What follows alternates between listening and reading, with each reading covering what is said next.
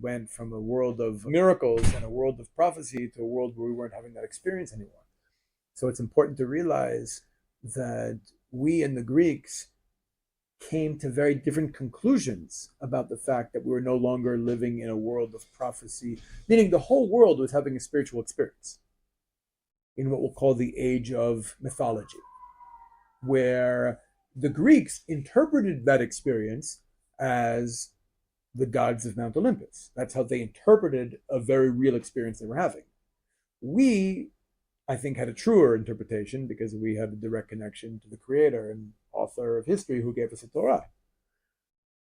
But when that experience ended, when the Shekhinah departed from the world and we're no longer living in the age of mythology, suddenly there became space for philosophy and religion and all these other things that were really bottom up, coming from human intellect, right?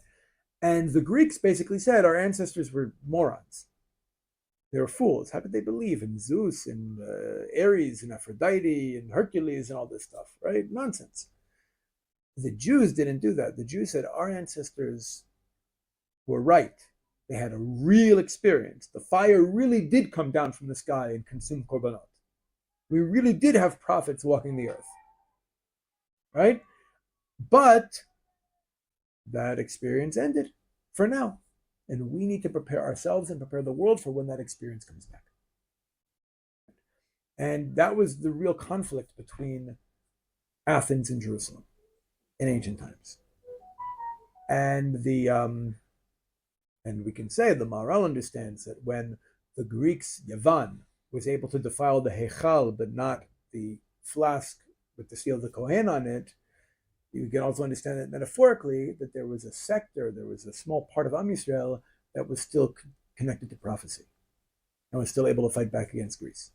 And that's the Maccabim. And we see actually in Yom Nicanor, we see in the story of Yom Nicanor, if you learn the 14th and 15th chapters of the second book of Maccabees, you see that Yehuda Maccabi had a prophetic dream the night before the Battle of Nicanor, where Chonio and the last legitimate Kohen Gadol, who might have also been his grandfather, and Yirmiyahu Navi came to him in a dream and gave him a golden sword and told him to go fight Nicanor.